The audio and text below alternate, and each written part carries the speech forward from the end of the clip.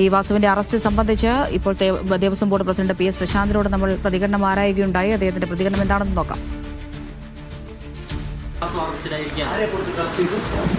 പ്രതികരണമൊന്നുമില്ലേ? Please.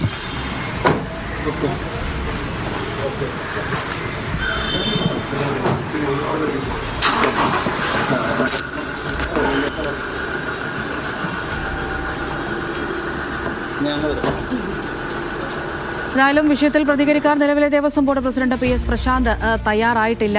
ഏതായാലും ഈ സംഭവം നോക്കുമ്പോൾ, ഈ കേസ് സ്വർണ്ണക്കൊള്ള കേസ് നോക്കുമ്പോൾ ഏറ്റവും പ്രധാനപ്പെട്ട ഒരു അറസ്റ്റിലേക്കാണ് ഇപ്പോൾ പ്രത്യേക അന്വേഷണ സംഘം കടന്നിരിക്കുന്നത്. മുൻ ദേവസ്വം പ്രസിഡന്റും ദേവസ്വം കമ്മീഷണറും ഒക്കെ ആയിരുന്ന N വാസുവിനെ അന്വേഷണ സംഘം അറസ്റ്റ് ചെയ്തിരിക്കുന്നു. ഇപ്പോൾ തന്നെ ക്രൈംബ്രാഞ്ച് ഓഫീസിലേക്ക് എത്തിക്കാതെ നേരെ തന്നെ റാന്നി കോടതിയിലേക്ക് എത്തിക്കാനുള്ള നീക്കത്തിലേക്കാണ് SIT കടന്നിരിക്കുന്നത്. അപ്പോൾ മജിസ്ട്രേറ്റിന് മുന്നിൽ ഹാജരാക്കി കസ്റ്റഡിയിൽ ആവശ്യപ്പെട്ട് ദ്രുതഗതിയിൽ തുടർ നീക്കങ്ങളിലേക്ക് കടക്കാൻ തന്നെയാണ് അന്വേഷണ സംഘത്തിന്റെ നീക്കം. വിവരങ്ങളാണ് ഷിജോ കുര്യനും സിജോ വി ജോണും വിജിൻ വായാന്തോടും നൽകിയത്.